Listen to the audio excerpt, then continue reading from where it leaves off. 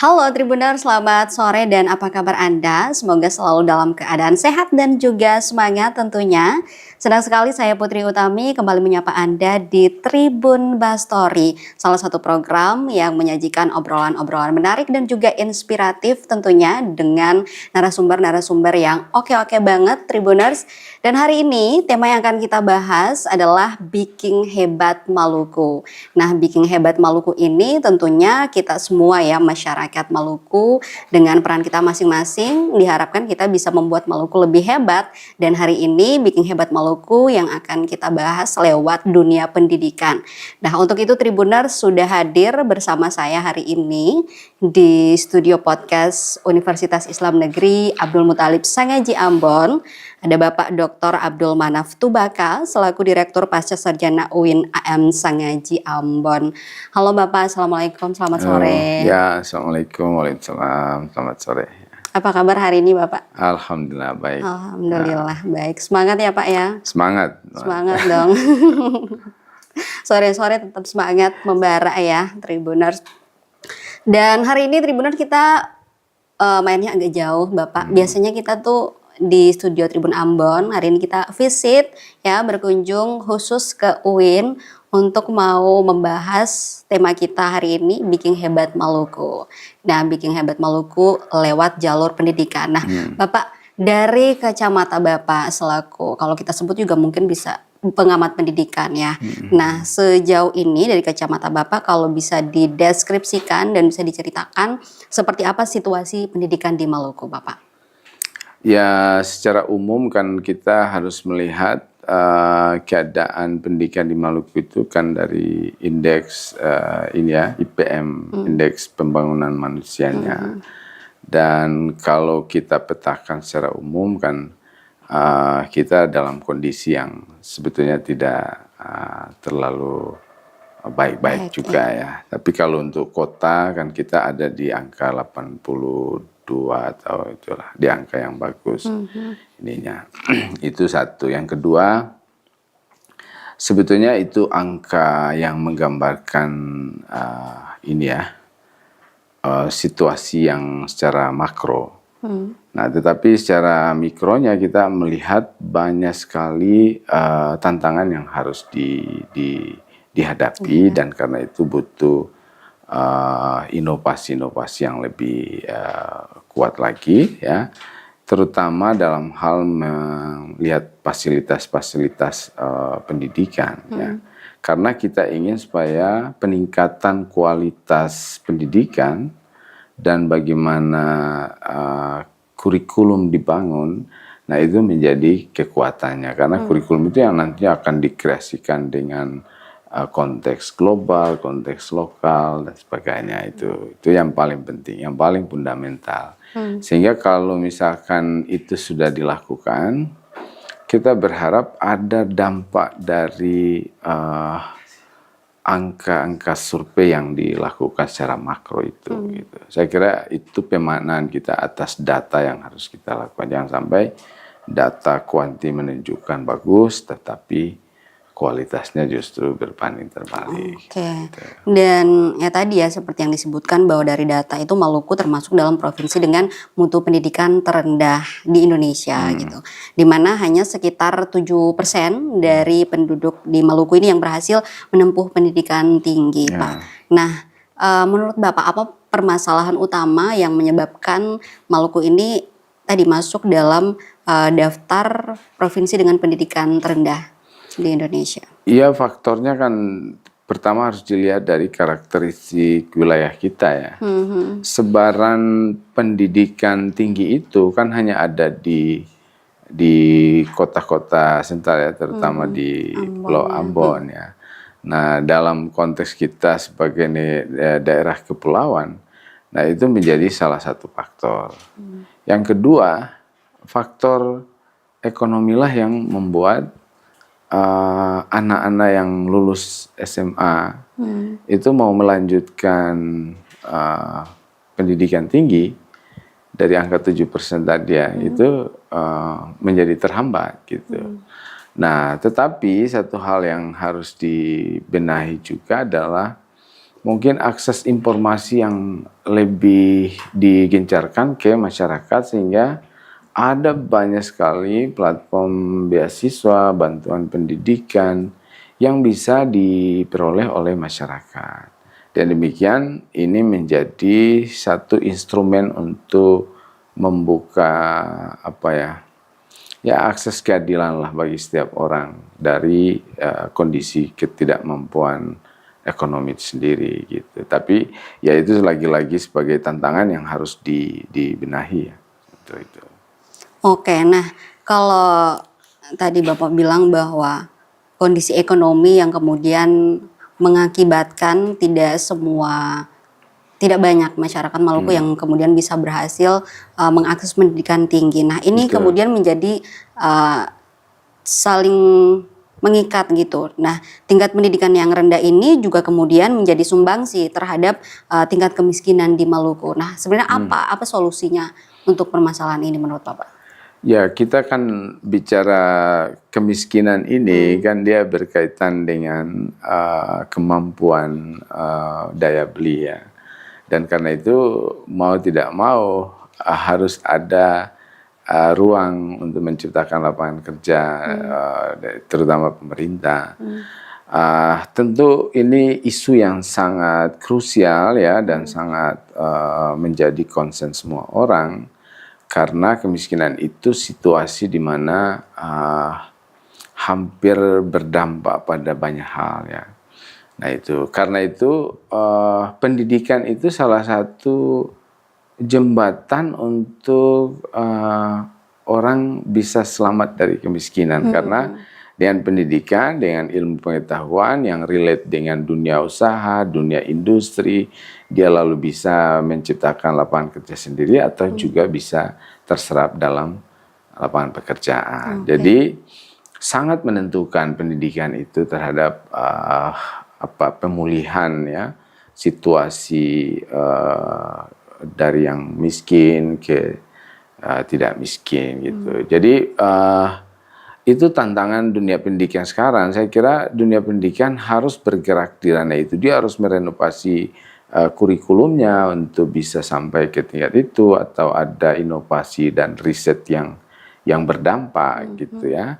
Nah itu jadi dengan model semacam ini perguruan tinggi itu menjadi ujung tombak bagi penyiapan sumber daya manusia yang kemudian berharap mereka akan tampil di masyarakat dengan memberikan kontribusi ilmu pengetahuannya bagi taruhlah kita sebut dengan ada pemberdayaan, ada pendampingan atau memfasilitasi masyarakat.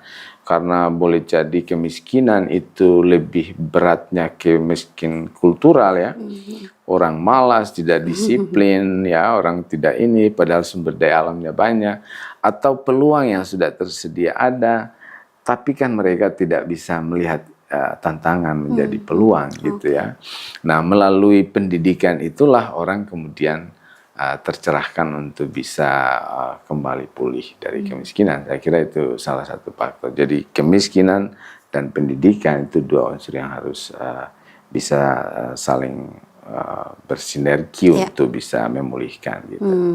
Oke, nah memang jelas ya bahwa ketika pendidikan kita cukup tinggi mungkin istilahnya otak kita juga bisa lebih kebuka ya Bapak ya untuk bisa soal mindset itu ya.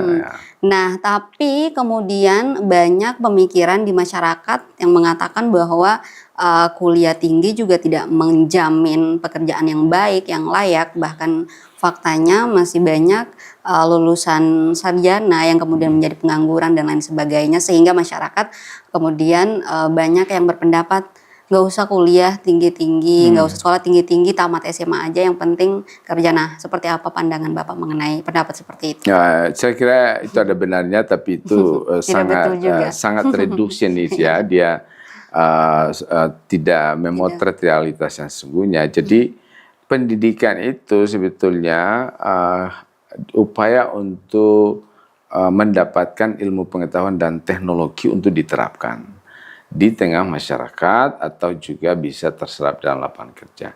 Jika ada sarjana yang misalkan sudah lulus ya, tapi tidak kerja, lalu karena dia tidak berusaha, lalu dia menyalahkan kesarjanaan sebagai alasan bahwa kuliah tinggi-tinggi bukan di situ. Soalnya itu pandangan yang reduksionis ya, yang menyederhanakan. Tetapi bahwa banyak sarjana ya, atau kita sebut dengan pengangguran terbuka ya, itu berkaitan dengan karakteristik daerah yang kemampuan menciptakan lapangan kerja yang kurang gitu ya. Dan kalau jumlah tingkat pengangguran terbuka yang cukup tinggi, memang itu menjadi satu dilema ya. Jadi bukan soal istilahnya ini supply and demand-nya nggak jalan. Dan ini mereka membuat ya semacam itu juga problem ini ya. Isu itu sebenarnya problem di Indonesia karena kalau kita bandingkan di negara-negara lain, perguruan tinggi di Indonesia itu berlimpah ruah ya, terlalu banyak gitu kan. Dan mereka menghasilkan lulusan yang sebetulnya juga tidak menyiapkan tantangannya pada lapangan pekerjaan. Tapi bagi saya bahwa mindset berpikir semacam itu tidak menggambarkan realitas sesungguhnya, karena kalau orang sudah menggeluti pendidikan di perguruan tinggi ya, di perguruan tinggi itu salah satunya adalah mencerdaskan mahasiswa ya, pesertanya itu untuk lebih mengembangkan akal budinya. Ya. Jadi salah satu organ dari anatomi kita dalam neuroscience itu kan, akal itu terus dipapa akan lebih matang di dalam mensiasati situasi yang dihadapi gitu. Jadi dengan demikian kalau misalkan prosesnya diikuti dengan baik, dan itu juga menjadi tantangan perguruan tinggi untuk terus merevisi atau mengkreasi kurikulum mereka yang relate dengan yang tadi saya sebut dengan DUDI ya, dunia usaha dan dunia industri. Saya kira itu lebih penting di situ. Oke. Dengan mindset yang mengatakan bahwa banyak orang tua kemudian anak muda sekarang berpikir nggak usah kuliah, mending habis SMA langsung ke Weda. Nah itu gimana tuh Pak? Nah, itu. Karena ujung-ujungnya ini banyak yang kuliah tapi ujung-ujungnya ke Weda. Nah itu gimana? Oh itu menarik juga ya. Saya kira itu yang kita sebut dengan tren money cash yang harus diperoleh. Karena orang habis kuliah, segala sesuatu yang mau dia lakukan mindsetnya adalah uang.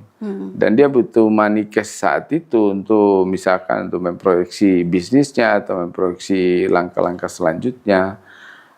Ini kita kategorikan dalam kesarjanaan ya, yang sarjana kemudian berangkat. Tentu itu targetnya adalah target pada money cash tadi. Dia harus mendapatkan uang segar dan dia harus ini. Tapi kalau dia melakukan itu di Weda dalam posisi bukan sebagai pekerja kasar, mungkin itu bagian dari jadi istilah begini, ada ilmu yang digunakan dalam tanggung jawab keilmuan pada jabatan-jabatan yang dia ini. Misalnya dia ke Weda tapi dalam positioning yang bagus dan dia bisa mengembangkan ilmunya di sana, maka itu sesuatu yang bagus. Tapi kalau dia ke sana dalam hal sebagai pekerja kasar, nah di situ problemnya. Tidak relatable ya. Tidak relatable gitu. Jadi saya kira harus di list secara detail untuk kita pahami secara komprehensif untuk mendapatkan wawasan yang lebih bijak bahwa sebetulnya persoalan kita ada pada apapun yang kita lakukan sepanjang itu dia menghasilkan, dia membuat kita berproses dalam hidup ini lebih bagus. Itu pekerjaan. Waktu saya wisuda, saya cerita sedikit, saya wisuda di Universitas Islam Negeri Sunan Gunung Jati Bandung, ya dulu masih UIN. Sunan Gunung Jati itu berpesan begini, adik-adikku, nanti kamu selesai dari sini, kamu jadi apapun, itu lahan pengabdian. Sampai jadi apapun Anda, jadilah itu sebagai lahan pengabdian ilmu. Gitu. Nah jadi sebetulnya tugas mulia itu sebetulnya hanya karena dipersempit menjadi ekonomi, persoalan uang gitu ya. Padahal ada nilai moralnya di situ, ada etika keilmuan yang harus dikembangkan. Tapi ya lagi-lagi ini tren di mana aspek material yang berkaitan dengan uang itu mendominasi ya kehidupan kita gitu. Dan apalagi banyak yang ke Weda tuh dengan alasan mencari uang panai atau gimana tuh Bapak? Itu yang saya maksudkan, bahwa kalau motifnya adalah money cash, maka it's okay, karena di Weda saya kira dia dengan misalkan dia jadi pembawa kontraktor atau apa namanya, traktor ya, ekskavator atau yang lain kan sampai di 9 sampai 13 juta atau yang lain ya, atau di bawahnya itu yang kasar sebagainya. Jadi kalau dihitung per bulan dengan uang cash, saya kira orang tergiur juga di tengah banyak pegawai negeri yang tidak sampai begitu misalkan. Nah, tapi lagi-lagi kita tidak sedang menyalahkan apakah mereka harus ke Weda dan sebagainya. Itu soal pilihan-pilihan yang kemudian membuat orang mendapatkan ruang-ruang baru untuk bisa berkembang kemudian. Jadi ke Weda bukan final ya, bukan final, harus dilihat bukan sebagai sesuatu yang final. Tetapi di Weda boleh jadi adalah ruang untuk kemudian mereka bisa mengkreasikan diri kembali, kayak gitu.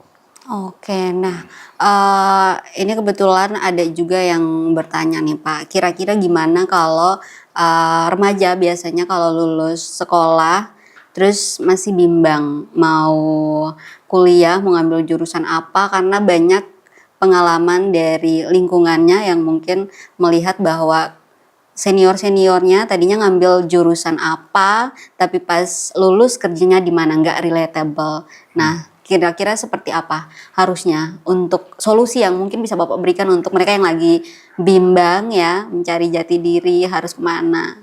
Oh ya gitu ya. Saya kira kalau untuk lulusan, mindsetnya harus berubah. Dia harus mencari ilmu, bukan mencari pekerjaan. Bahwa ilmu itu menjamin masa depannya. Jadi mindset kalau misalkan, saya kuliah dan saya harus dapat pekerjaan. Lah kalau kamu punya kompetensi keilmuan yang tidak mumpuni, sama aja itu. Jadi mindsetnya adalah dia harus mengejar ilmu, mau jurusan apapun. Mau dia jurusan komunikasi, jurnalistik, sosiologi, ekonomi, teknik, pertanian, ya kan? Kalau sepanjang itu membuat dari aspek kompetensi keilmuan bagus, dari aspek kepemimpinan dia bagus, ya, dari aspek entrepreneur, kan itu semua digodok di dalam kurikulum yang diatur di perguruan tinggi, sehingga dia harus bisa punya kemampuan survive di masyarakat gitu. Dan karena itu kalau misalkan ada semacam persepsi ini kok pertanian tapi kerjanya di perbankan ini, it's okay gitu. Karena ini dunia di mana urusan tentang monodisiplin itu sudah tidak ini lagi, semuanya sudah interdisipliner ya. Ya, kadang kita dibawa sama takdir itu nggak disangka-sangka ya Pak ya. Kira-kira begitu. Sudah dunia kolaborasi, tidak ada lagi pikiran untuk misalkan ini lebih hebat dari yang ini, sudah tidak lagi. Karena ini sebetulnya dia saling interdependensi gitu ya, dia saling membutuhkan satu sama lain. Tinggal bagaimana kita meningkatkan adaptasi ya Pak ya. Ya, dia harus punya kemampuan adaptasi terhadap perubahan-perubahan yang ada ya. Yang paling fundamental adalah dia harus punya kompetensi profesional, kompetensi sosial, bagaimana dia bergaul, bagaimana dia membawa diri, bagaimana attitude-nya di tengah banyak orang ya, atau kolaborasi yang dia bangun. Gitu, saya kira itu semua menjadi modal bagi mahasiswa atau menjadi orang yang sedang belajar di perguruan tinggi. Dia harus punya kemampuan itu. Gitu. Oke Pak, nah ini sesuai tema kita ya, Bikin Hebat Maluku, khususnya di jalur pendidikan. Tentunya kita semua ya, masyarakat Maluku tentu harus berperan masing-masing ya, di bidang kita untuk bikin hebat Maluku. Nah, dan ini tentu membutuhkan kolaborasi lintas sektor. Nah, kalau dari UIN Ambon sendiri, apa saja sih upaya-upaya yang dilakukan untuk mendorong peningkatan kualitas pendidikan di Maluku, Pak?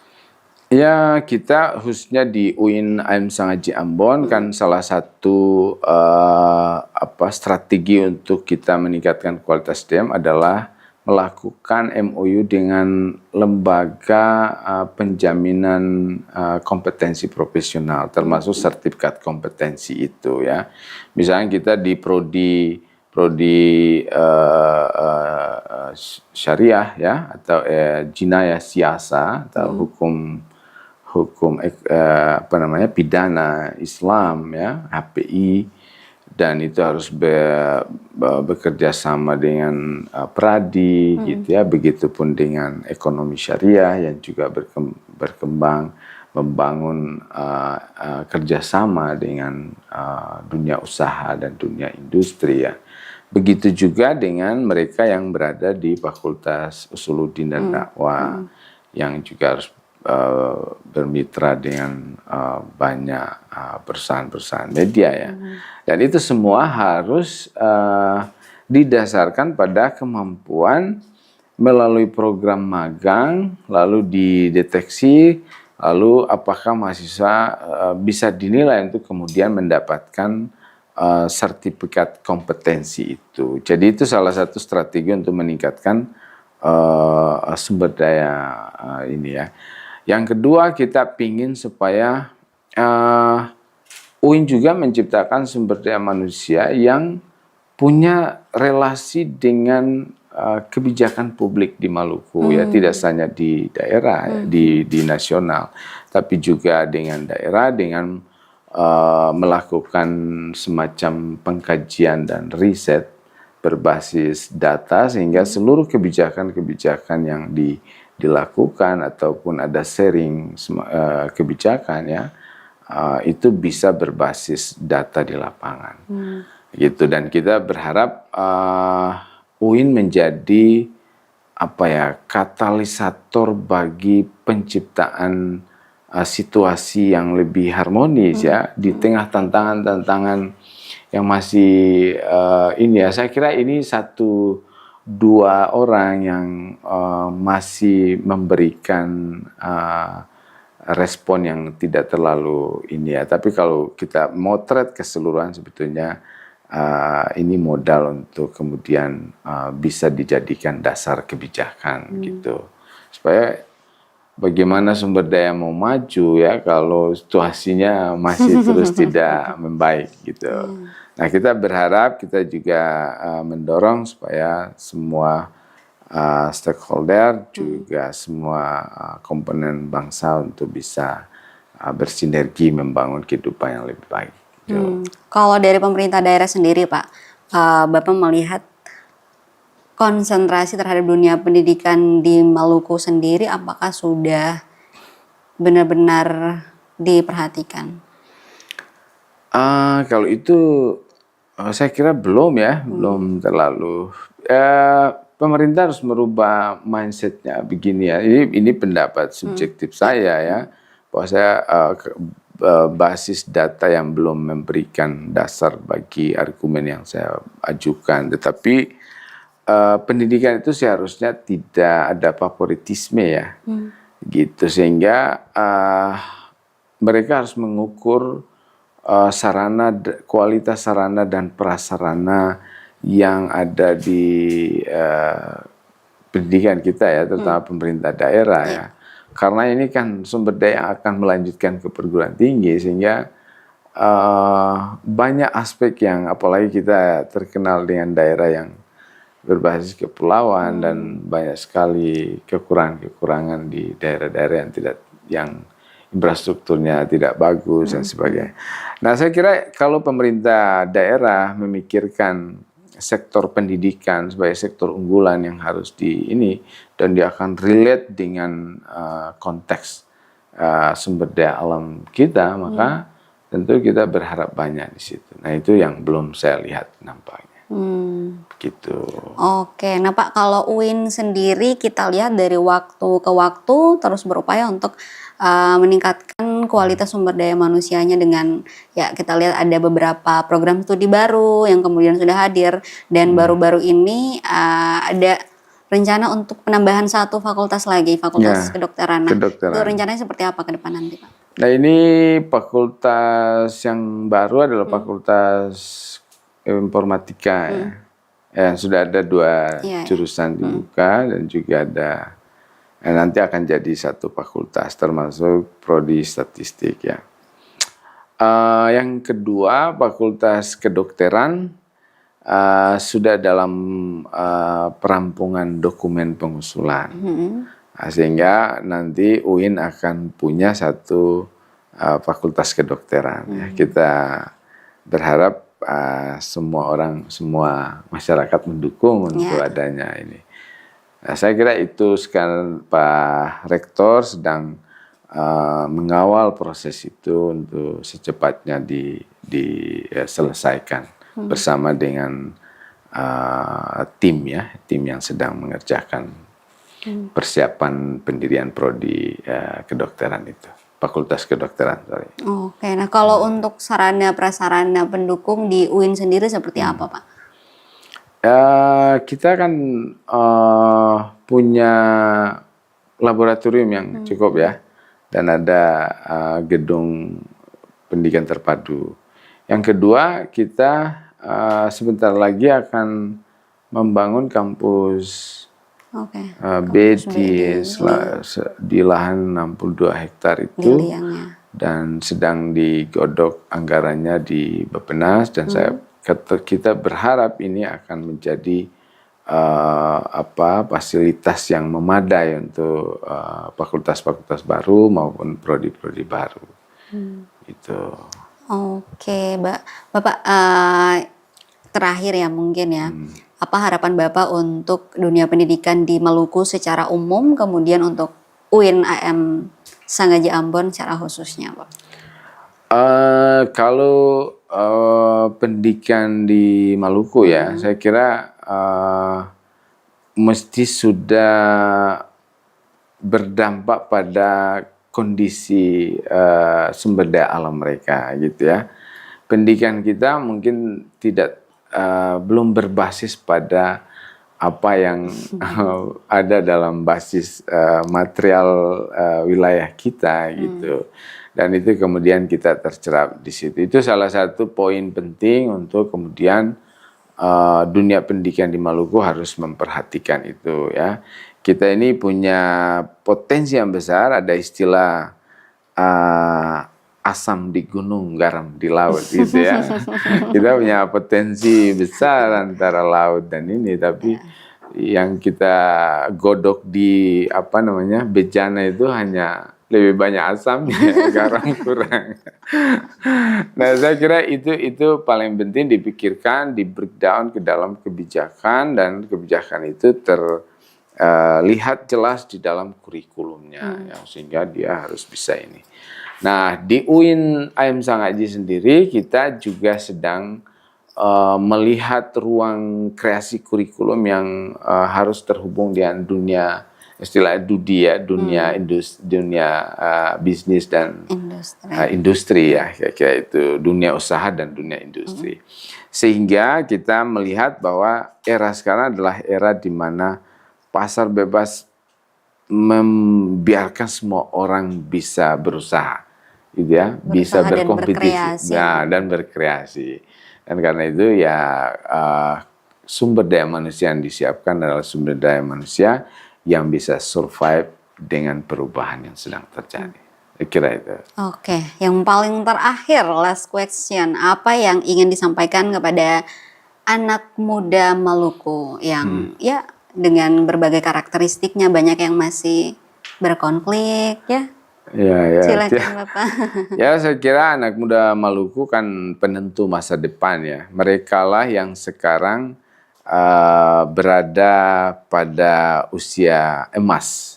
Karena itu satu hal yang paling penting adalah mereka telah menjadi Genci yang sebetulnya punya ruang partisipasi politik yang sangat kuat. Itu modal besar. Tapi pada saat yang sama, generasi muda Maluku juga perlu membangun sinergitas dan melihat dunia ini sebagai upaya untuk menjadikan ruang hidup yang lebih harmoni. Nah, dengan cara apa? Dengan cara membangun kompetensi diri yang lebih baik. Saya kira tanpa itu ya akan susah harapan kita itu. Saya kira itu ya. Oke, Bapak terima kasih banyak atas waktunya sudah berbagi informasi, ngobrol santai dan juga asik bersama kita di Tribun Bastory. Sehat selalu, sukses selalu. Amin. Sukses juga untuk UIN AM Sangaja Ambon tentunya.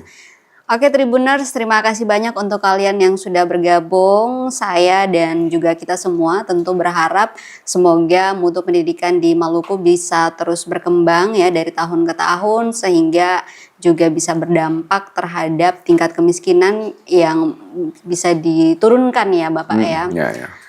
Oke Tribuners, Bikin Hebat Maluku bisa lewat jalur manapun, salah satunya lewat jalur pendidikan, dan kita semua memegang peran penting untuk membuat Maluku lebih maju dan juga hebat.